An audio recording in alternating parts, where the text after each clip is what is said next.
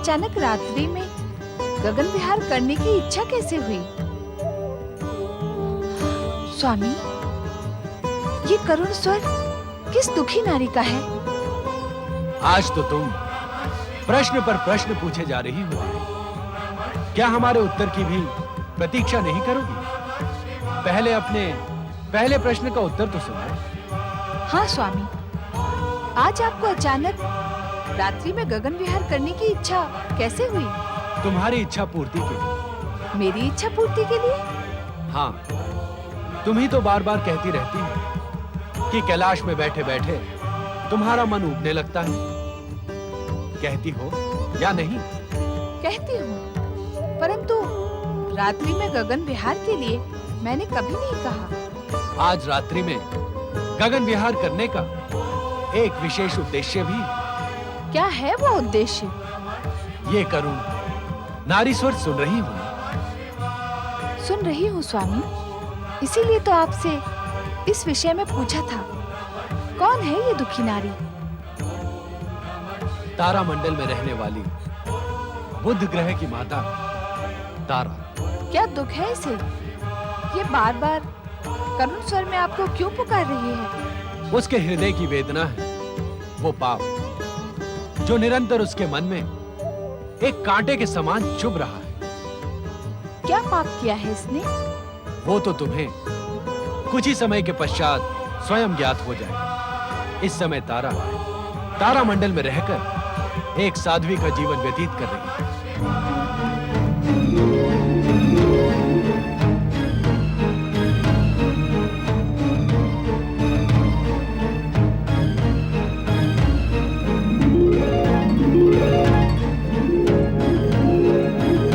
स्वामी,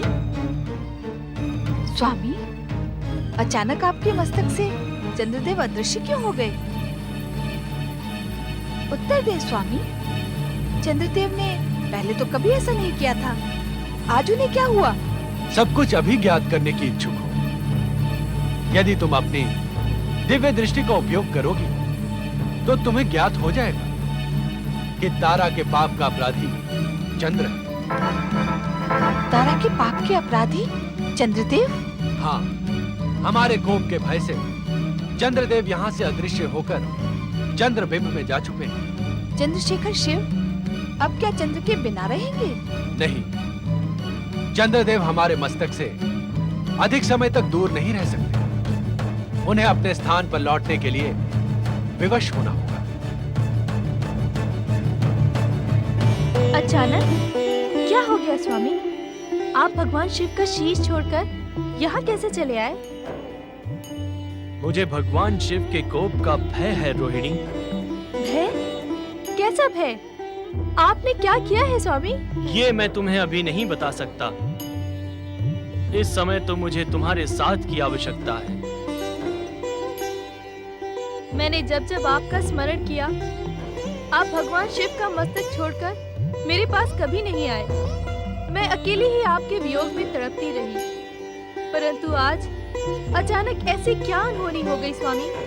बताएं मुझे स्वामी। बताऊंगा रोहिणी, सब कुछ बताऊंगा, परंतु इस समय मुझसे कोई प्रश्न ना करो।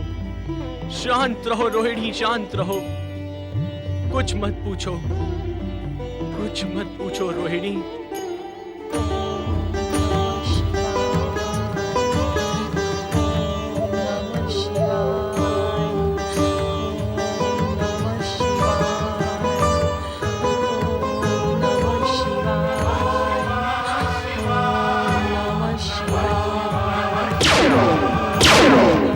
माता, तुम्हारी ये करुण पुकार मेरे हृदय को बींध रही है। बताओ माता, क्या दुख है तुम्हें? पुत्र बुध। हाँ माता, बताओ मुझे, तुम्हारा ये दुख दूर करने के लिए मैं क्या कर सकता हूँ?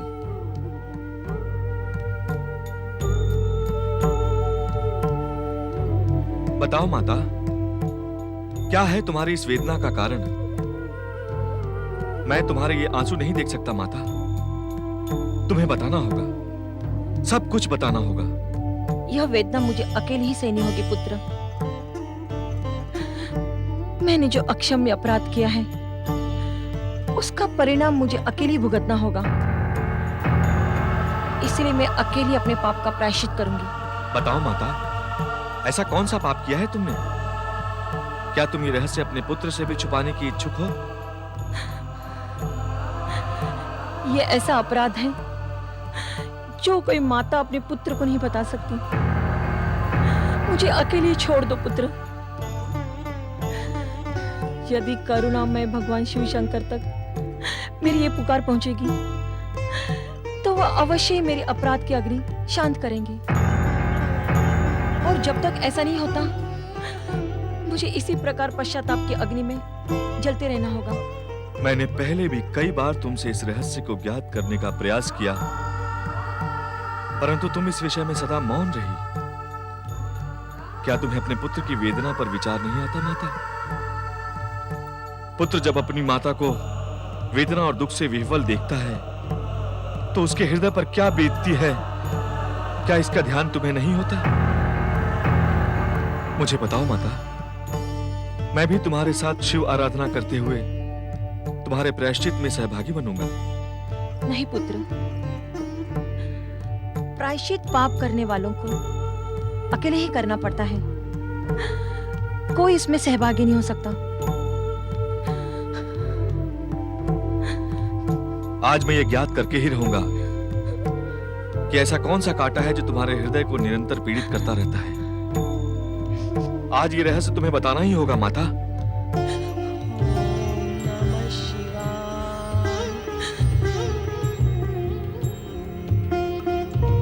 तारा का करुण स्वर अचानक थम क्यों गया स्वामी? ये जानने के लिए हमें स्वयं तारा के पास जाना होगा। हमें उसकी करुण पुकार का उत्तर भी तो देना है देवी। तो चले स्वामी, तारा की करुण कथा सुनने के लिए मैं व्यग्र हो रही हूँ। चलो देवी। तुम्हारा दुख दूर करने के लिए मैं अपने प्राण भी देने को प्रस्तुत हूँ माता। कृपा करके मुझे उस सत्य का ज्ञान कराओ जैसे अब तक आपने अपने आंसुओं में छुपा रखा है। नहीं पुत्र नहीं, मुझ में इतना साहस नहीं है कि मैं तुम्हें उस कटु सत्य का ज्ञान कराऊं।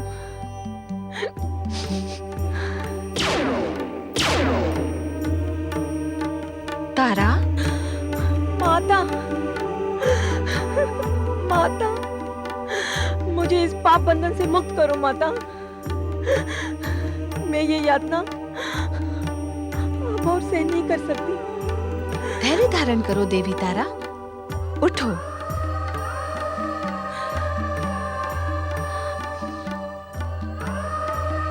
हम दोनों तुम्हारा दुख दूर करने के लिए ही यहाँ प्रकट हुए हैं। बताओ, तुम्हें किस बात का दुख है? भगवान भोलेनाथ से कुछ भी छुपा नहीं है माता। मैंने अपने पति के विरुद्ध ऐसा घोर पाप किया है जिसका कोई प्रायश्चित नहीं है।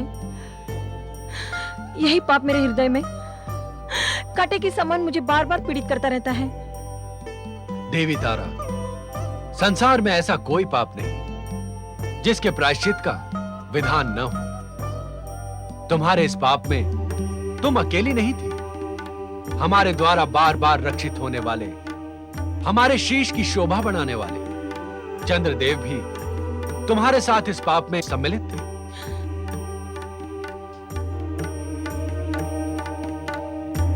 प्रणाम। परंतु इससे मेरा अपराध कम नहीं हो जाता प्रभु शिव शंकर। तारा, पहले हमें विस्तार से बताओ, तुम जिस पाप से इतनी पीड़ित हो रही हो उसका प्रारंभ कैसे हुआ?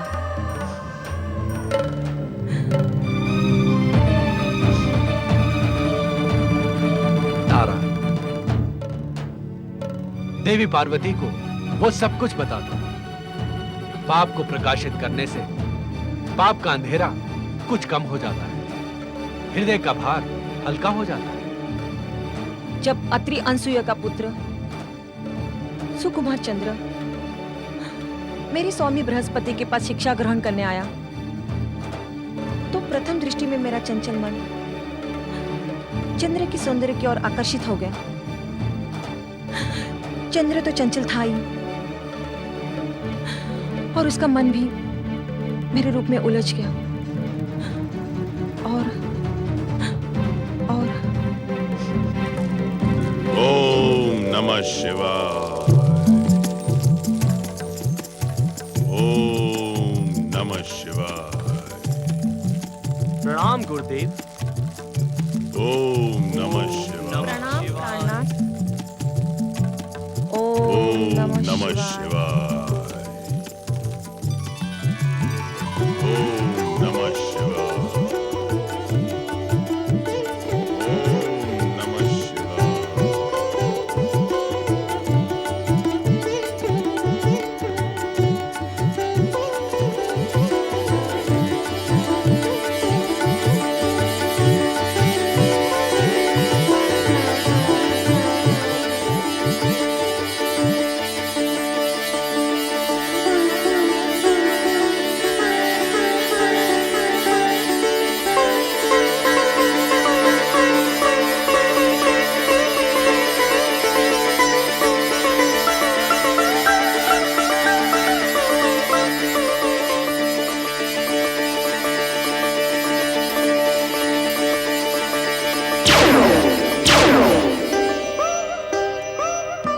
माता, इस प्रकार चंचल चंद्र के प्रथम दृष्टि प्रेम मिलन से मैंने न केवल अपने पति के साथ विश्वासघात किया है, अपितु अपने सतीत्व को भी कलंकित किया है, जिसका परिणाम है तुम्हारा ये निर्दोष पुत्र बुध। नहीं माताश्री, ऐसा न कहो। सारा संसार जानता है कि मैं देवगुरु बृहस्पति और देवी तारा का पुत्र बुध हूं। ये सुनकर मेरा हृदय छिन्न भिन्न हो रहा है माता। कह दो कि ये सत्य है। कह दो माता कि ये सत्य है। शांत हो जाओ बुध। तुम्हारी माता ने जिस सत्य को स्वीकार कर लिया है, उस सत्य को तुम्हें भी स्वीकार करना होगा। और सच पूछा जाए तो यह सत्य अब सब पर उजागर हो गया है। क्या कह रहे हैं भोलेनाथ? क्या यह सत्य सब पर उजागर हो गया है? तुम्हारा जनक चंद्र इसी कारण हमसे भयभीत होकर चंद्रबिंब में जा छुपा है। भोलेनाथ, आपसे तो ये सत्य छुपा नहीं था, फिर आपने चंद्र को दंडित क्यों नहीं किया? क्या तुम चंद्र का स्वभाव नहीं जानती देवी? यदि हम चंद्र को अपने शीश पर धारण नहीं करते तो चंचल चंद्र न जाने ऐसी कितनी कथाओं को जन्म देता। परंतु अपराधी का दंडित होना उचित है स्वामी। क्या आपने उसे इस विषय में प्रताड़ित भी नहीं किया? चंचल चंद्र हमारे नेत्रों की भाषा समझता है देवी। नहीं स्वामी, चंद्र आपकी करुणा का अनुचित लाभ उठा रहा है। आपका उसे दंडित करना ही उचित है। जिसका स्वभाव ही चंचल और असंयमी हो, उसे हम दंडित कब तक करते देवी? दक्ष प्रजापति द्वारा शापित होने पर हमने उसे रोग मुक्त करने के लिए सोमनाथ ज्योतिर्लिंग की स्थापना की। श्री गणेश द्वारा शापित होने पर तुमने उस पर करुणा की। परंतु फिर भी अपराधी चंद्र को आप नियमित रूप से शीर्ष पर धारण किए रहे। मैं तो कहती हूँ आपको सदा सदा के लिए चंद्र का त्याग कर देना ही उचित होगा। समुद्र मंथन के समय समुद्र से निकले चंद्र को अपने शीश पर धारण करके चंद्रशेखर बने रहने का वचन जो हमने दिया था, हम उसी वचन का निर्वाह कर रहे हैं देवी। परंतु आज देखिए, निर्लज्ज चंद्र स्वयं आपके शीश से भाग निकला। निर्लज्ज हो या पतित, कलंकित हो या अपराधी, चंद्र का साथ निभाने का वचन हम निभाते रहेंगे देवी। परंतु जिस अपराधी चंद्र ने मेरी माता की पवित्रता को खंडित किया, उससे मैं प्रतिशोध अवश्य लूंगा भोलेनाथ। मैं उसे शापित करके उसे प्रताड़ित करूंगा। उसे उसकी निर्लज्जता का दंड अवश्य दूंगा। तुम ऐसा नहीं करोगे बुध। अपराधी होते हुए भी चंद्र तुम्हारा जनक है और जन्म धात्री माता के समान ही आदरणीय है। वैसे भी शाप देने की शक्ति कठोर तपस्या से प्राप्त होती है। इस समय तुम शाप देने की स्थिति में नहीं हो, इसीलिए चंद्र को शाप देकर प्रताड़ित करने का विचार त्याग दो। तो मैं क्या करूं भोलेनाथ? आज जो पीड़ित सत्य मेरे सामने आया है, क्या उसके अनुताप से मैं अपनी माता के समान व्याकुल रहूंगा? मुझे इस व्याकुलता से मुक्ति दिलाएं भोलेनाथ। धन्य है देवगुरु बृहस्पति, जिन्होंने सब कुछ जानते हुए भी चंद्र और तारा को शाप नहीं दिया।